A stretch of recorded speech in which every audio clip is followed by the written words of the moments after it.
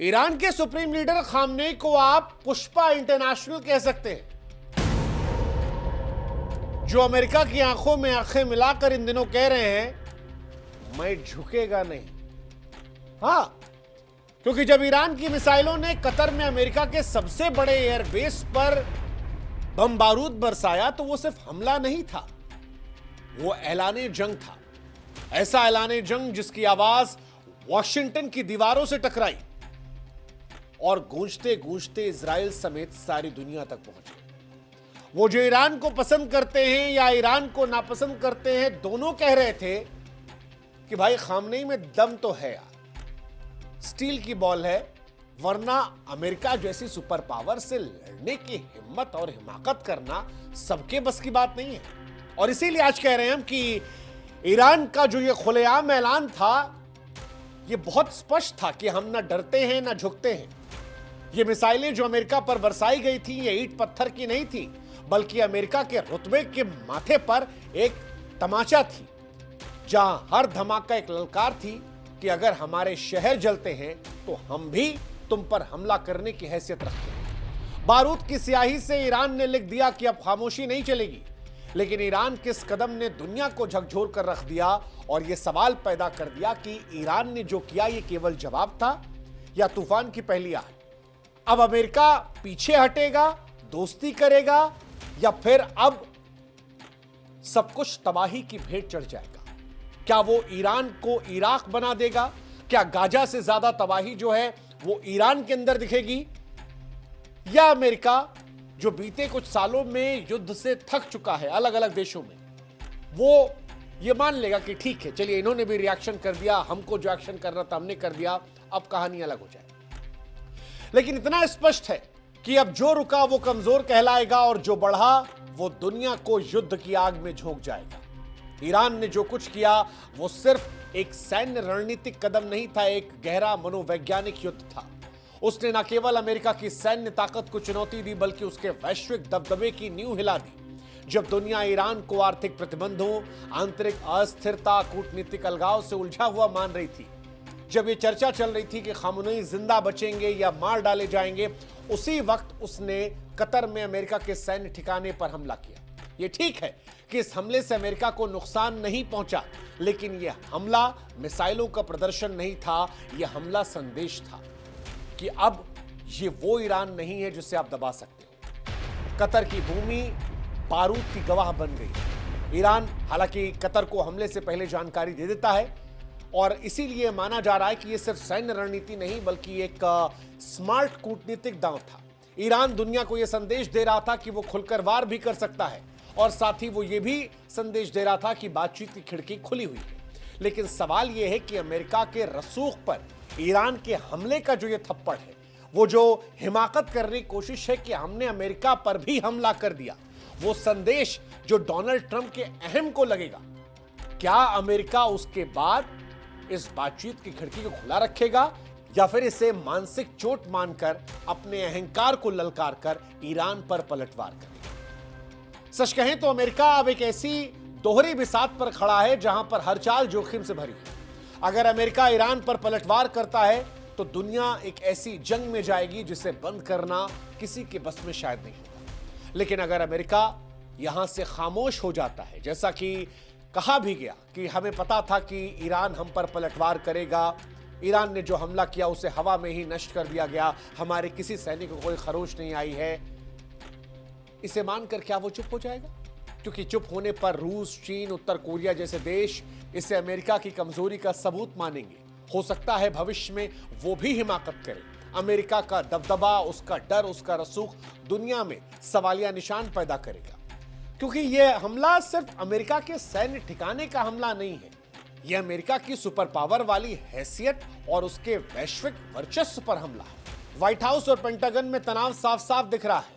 America भले यह दावा कर रहा है कि हमले में कोई हताहत नहीं है, लेकिन उसकी चुप्पी में डर छिपा हुआ है, क्योंकि मसला सिर्फ एक बेस का नहीं है, उस दुनिया की व्यवस्था का है जिसका नेतृत्व अमेरिका करता है। उसकी जनता जो इराक, अफगानिस्तान की लंबी जंग से थक चुकी है, वो नए युद्ध के लिए तैयार नहीं है। लेकिन अगर अमेरिका पीछे हट जाता है तो उसका डर भी दुनिया में खत्म हो जाएगा। इस हमले ने न सिर्फ मिसाइलें गिराई बल्कि उस भरोसे को भी चकनाचूर किया, रणनीतियों को बिखेर दिया और सदियों से पुराने संतुलन को डगमगा दिया। अब दांव पर विश्व की व्यवस्था है, वैश्विक अर्थव्यवस्था है और दुनिया की शांति है। और अगर ये तीनों हिल गए तो युद्ध ना गाजा में रुकेगा, ना खाड़ी में, ना इंडो पैसिफिक में, ना ही यूरोप के दरवाजे पर। इजराइल भी इन दिनों परेशान है। वो सोच रहा है कि क्या करें, क्योंकि अगर ये खेल लंबा चला तो इजराइल की समस्या है, लेकिन अगर इजराइल चुप हो गया तो ईरान फिर उस पर हिमाकत करेगा। हालांकि इन सब के बीच में हम ये कह सकते हैं कि अब ये जंग जो है ये सिर्फ ईरान, इजराइल और अमेरिका की नहीं है, ये दुनिया की जंग बन गई है, जहां पर हर ताकतवर देश अपने अपने तरीके से अपनी चाल चल रहा है। वो रूस जो यूक्रेन में उलझा है वो भी यहां नजर लगाए बैठा है। चीन खामोश है, लेकिन उसकी खामोशी में चालाकी है। चीन जानता है कि युद्ध जितना लंबा चला, अमेरिका का दुनिया में दबदबा उतना कमजोर हो जाएगा, उसे व्यापारिक वर्चस्व की खुली जगह भरने का मौका मिल जाएगा। सऊदी अरब और यूएई जो अमेरिका के दोस्त हैं, उनको भी डर है। एक तरफ डर इस बात का कि यह आग कहीं उनके दरवाजे तक ना पहुंच जाए, दूसरी तरफ वो ये भी चाहते हैं कि ईरान जो अपनी ताकत को बढ़ा रहा है उस पर लगाम भी लग जाए। इजराइल के लिए अस्तित्व का सवाल है। इजराइल ये जानता है कि अगर देर हो गई तो हिजबुल्लाह, हुती और इराकी शिया मिलिशिया जैसे ईरान समर्थित समूह उसकी सीमाओं को छलनी कर देंगे। इजराइल फिलहाल कमजोर भी हो चला है, लेकिन जब चारों तरफ बारूद बिखरा है तब सवाल यह है कि अब क्या होगा। और इस सवाल के जवाब में ही सारी राजधानी, चाहे वो वॉशिंगटन हो, तेहरान हो, तेल अवीव हो, बीजिंग हो, सब साजिशों में डूबी है। सब अपनी अपनी तरफ से चतुराई दिखा रहे हैं, लेकिन नजर सबकी अमेरिका पर है। क्या अमेरिका इस मौके को समझेगा या इसे कमजोरी मानेगा? यही फैसला तय करेगा कि आगे आने वाले हफ्तों में जो खबरें हम पढ़ेंगे वो कूटनीति की जीत की होगी या मौत की खबरों को हम आप तक पहुंचाएंगे। हालांकि जो कुछ हो रहा है इसका असर सिर्फ युद्ध या वर्चस्व तक नहीं है, बल्कि आर्थिक तौर पर भी है, क्योंकि अब तेल की कीमतें जो हैं वो $100 की दहलीज को तोड़ने को तैयार है। स्टॉक मार्केट लहूलुहान है। भारत जैसा देश जो इस युद्ध का हिस्सा नहीं है, अब उसे भी इस बारूद के धुएं में दम घुटता हुआ महसूस होने लगा है, क्योंकि अगर हालात नहीं थमते हैं तो पेट्रोल पंप से लेकर सब्जी मंडी तक हर जगह जंग की कीमत चुकानी पड़ेगी। वैश्विक व्यापार की नसें खासतौर पर तेल और गैस की आपूर्ति खतरे में है। मध्य पूर्व में जंग छिड़ी तो इसका असर यूरोप, एशिया, अफ्रीका में भी होगा। शरणार्थियों की लंबी लिस्ट आ जाएगी। आतंकवाद फिर से पुनर्जन्म ले लेगा और ऊर्जा संकट पूरी दुनिया को घुटने पर ले आएगा। बाजार धड़कनों की तरह थरथरा रहे हैं और हर देश इस वक्त अपनी आर्थिक रक्षा करने की जुगत में है। लेकिन सवाल यह है कि क्या इसे रोका जा सकता है? क्या अभी भी कोई रास्ता बचा है? क्योंकि रास्ते सिर्फ दो नजर आते हैं, या तो बातचीत की मेज पर या युद्ध की कब्रगाह पर।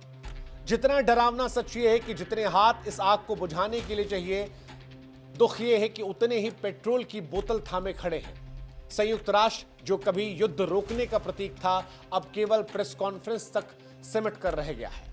बैक चैनल बातचीत की कहीं से कोई खबर नहीं आ रही है। हर देश अपने अपने हितों की गुड़ागड़ित में उलझा पड़ा है।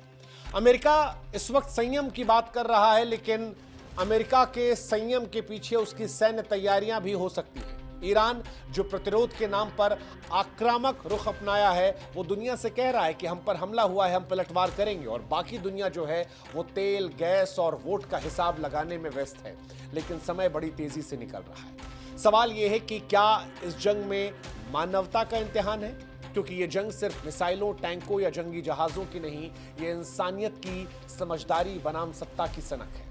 अगर सनक जीत गई तो हार किसी एक देश की नहीं होगी, बल्कि पूरी सभ्यता की होगी, और बीतता हुआ हर एक पल उसकी उल्टी गिनती है। हर देश की जनता फिलहाल टीवी पर मिसाइल गिन रही है। हर देश की जनता फिलहाल टीवी पर देख रही है कि इजराइल में कितने मरे, कितने जो हैं वो ईरान में मरे। हर देश ये देख रहा है कि अमेरिका ने कितनी मिसाइल चलाई, ईरान ने कितनी मिसाइल चलाई, इजराइल ने कितनी मिसाइल चलाई।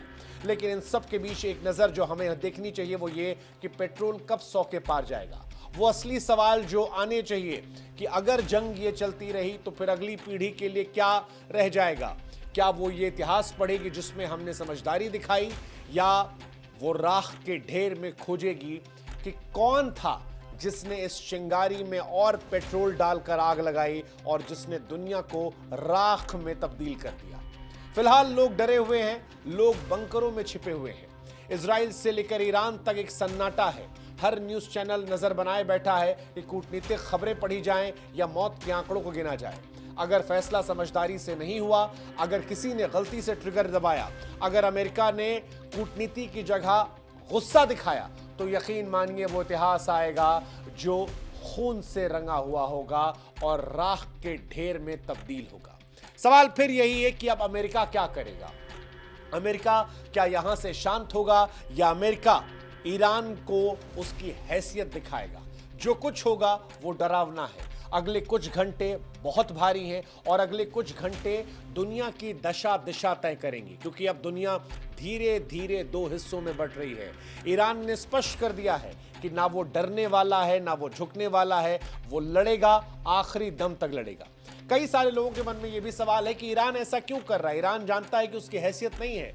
इसका जवाब अमेरिका के राष्ट्रपति के जवाब में है, जहां पर वो कहते हैं कि ईरान में तख्ता पलट कर दिया जाएगा। वो कहते हैं कि ईरान अगर ग्रेट नहीं बना तो उसे बदल दिया जाएगा। इजराइल जो कहता है कि खमनोई को मार डाला जाएगा, उन्हें जीने का हक नहीं है। अगर आतंकवाद को खत्म करना है तो सबसे पहले जड़ काटना पड़ेगा और जड़ खमनोई से आती है। लेकिन खमनोई अब स्पष्ट हो चुके हैं। उन्होंने अपने उत्तराधिकारियों का ऐलान कर दिया है, अपनी सेना के लिए रिले तौर पर फौजियों की भर्ती कर दी है और यह स्पष्ट कर दिया है कि कोई भी मरता रहे लेकिन ईरान लड़ता रहेगा।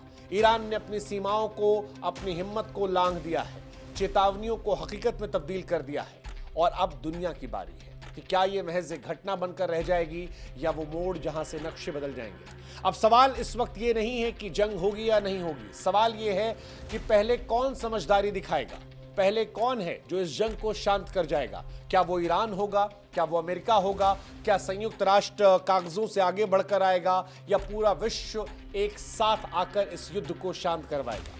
याद रखिएगा कि हर बड़ा युद्ध जो होता है वो एक सीमित जवाब से शुरू होता है। वैसा ही जवाब जैसा इजराइल ने दिया, वही जवाब जो अमेरिका ने दिया, वही जवाब जो ईरान ने कतर में अमेरिकी एयरबेस पर हमला करके दिया। लेकिन इतिहास इस बात को भी जानता है कि जब बारूद बोलता है तब इंसानियत बहुत देर तक सुन नहीं पाती। और सवाल इसीलिए अब ये नहीं है कि कौन जीतेगा, सवाल ये है कि अगर ये जंग नहीं थमी तो क्या कोई बचेगा।